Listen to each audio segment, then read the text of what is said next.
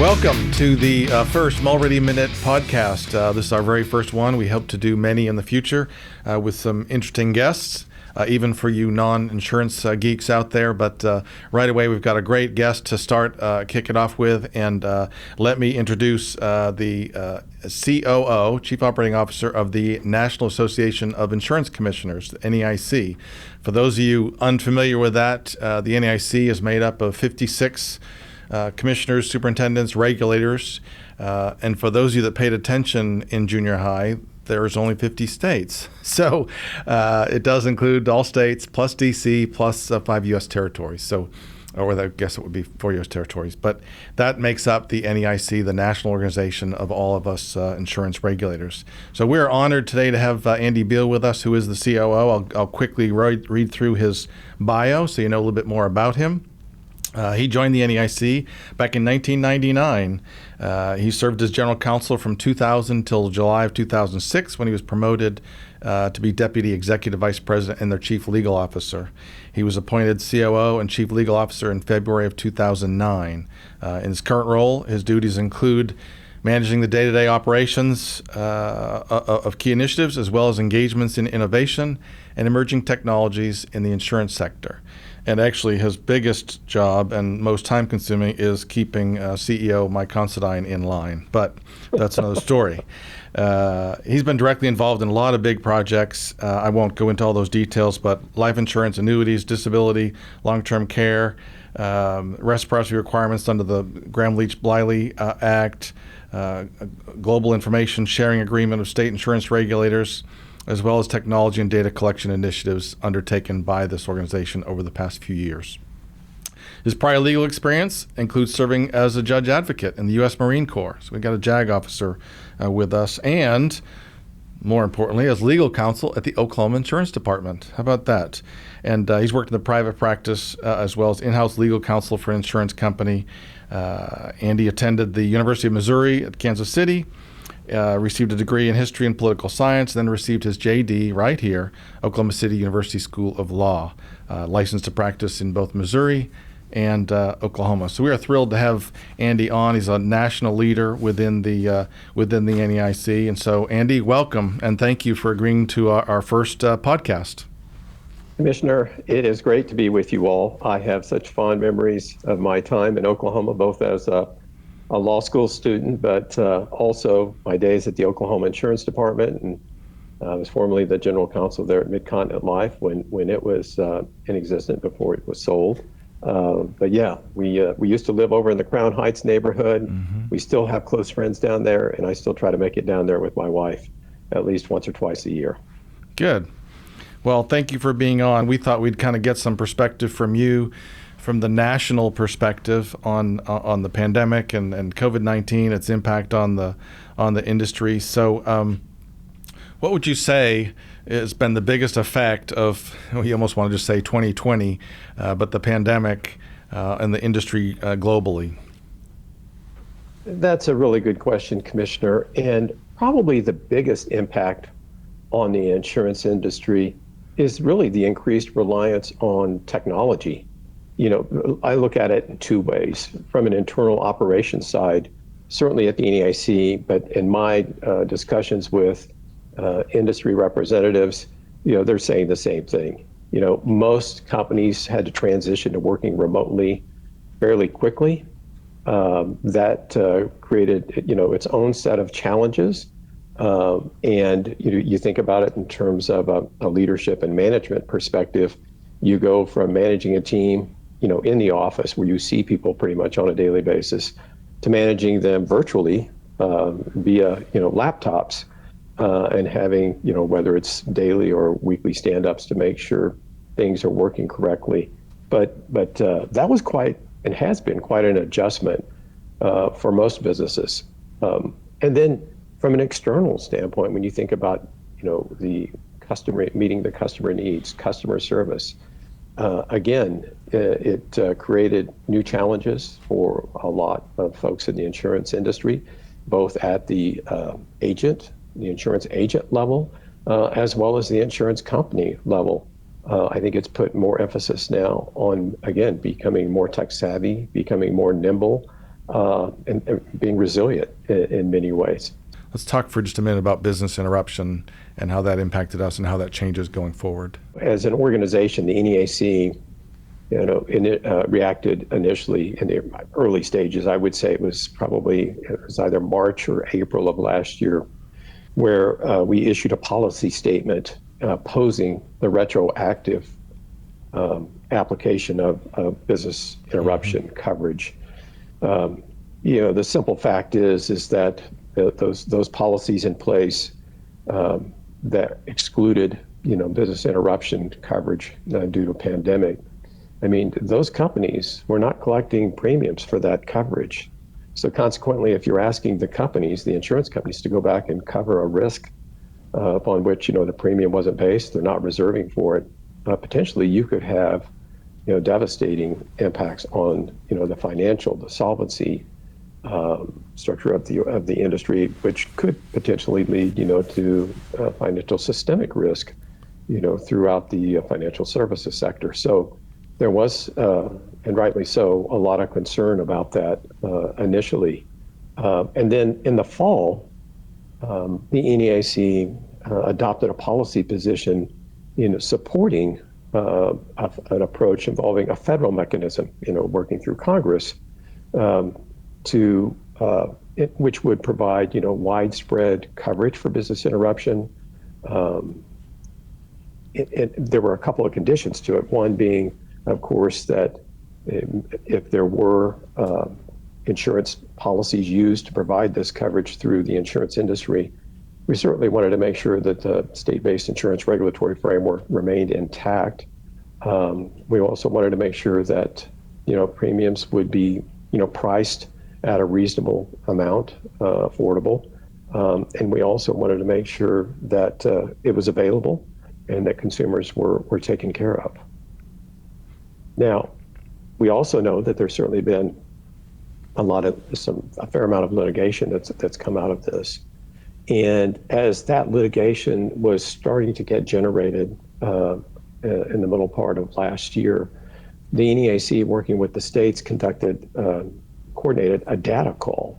And really the purpose of that data call was to try to get an idea of the extent of the market, the insurance market, when it comes to business interruption coverage, and to also get an idea, as far as payment of claims and related factors. But the results of the survey showed that there were 83% of policies that had exclusions for viruses and pandemics, which was, of course, a significant amount. And then you had, I believe, 98% of the policies that required some type of actual property damage in order for a claim to move forward. Mm-hmm. So, once all of this information was pulled together, it certainly gave the insurance regulators a much better picture of what was going on in the marketplace. And I think, to be honest with you, that information, which of course we've shared, it's been made public, but I think that's one of the drivers as far as seeking more of a remedy here in Congress, trying to come up again with some sort of a mechanism that can be applied on a national basis. I think explain to folks early on with that piece, those that aren't insurance geeks, go back to my earlier term, but the thought of how do you underwrite, how do you price something where literally, in this situation, every business in the world is going to have a claim at the same time, and how do you underwrite and actuarially price for that? And it's really impossible to do.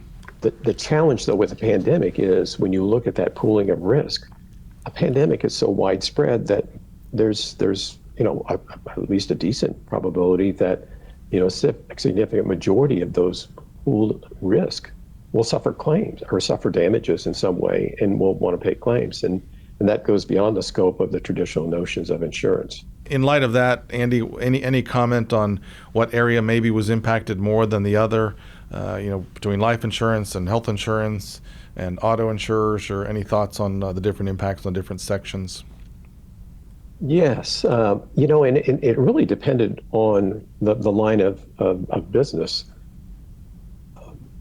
life insurance, for example, um, um, saw an increase in the number of people purchasing life insurance during the pandemic. So that was a positive development, for the life insurers and for the agents selling life insurance.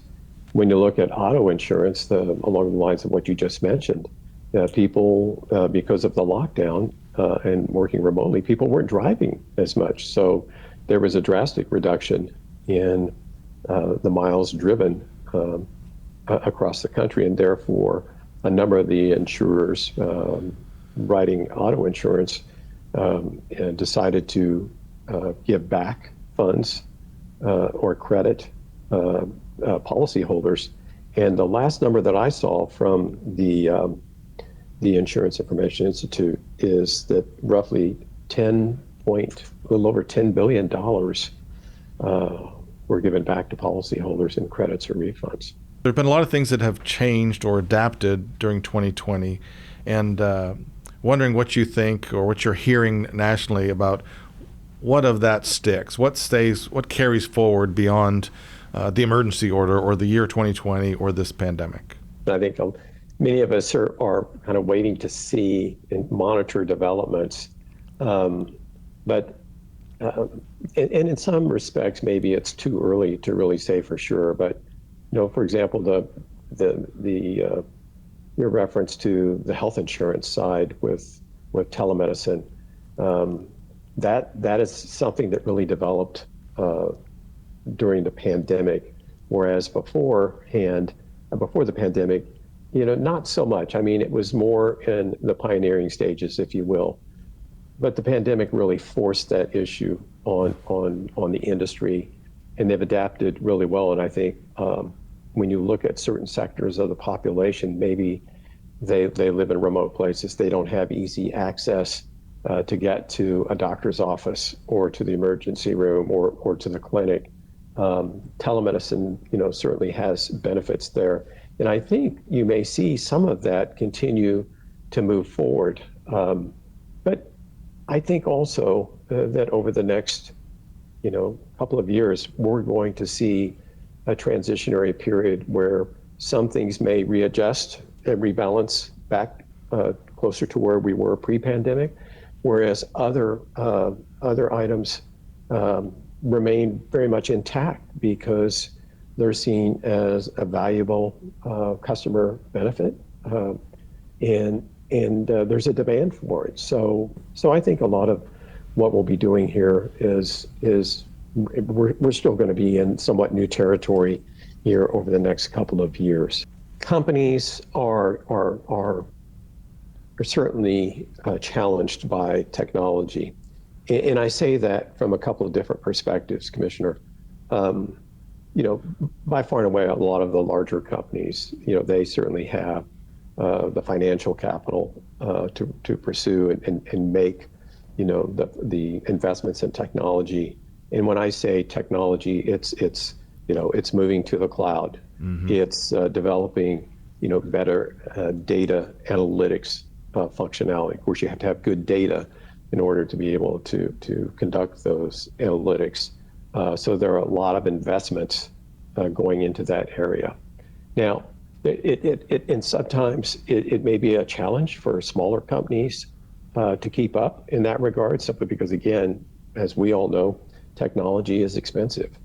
And so there's always a concern, and to be honest with you, this goes back to pre-pandemic days when you look at the insurtech sector and you look at these new evolving technologies.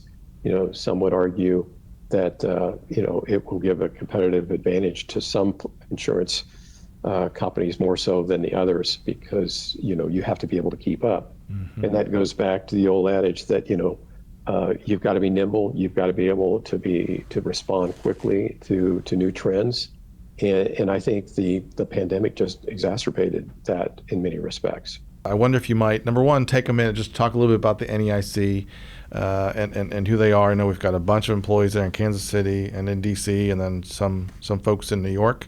Maybe give a little overview of the NAIC, and then talk about what the priorities are for this next coming year. This year, we do have a few items that carry over from last year, COVID-19, of course, being one of them. I think everyone recognizes we're not out of the woods just yet, and there are still some issues impacting the insurance sector that will require attention.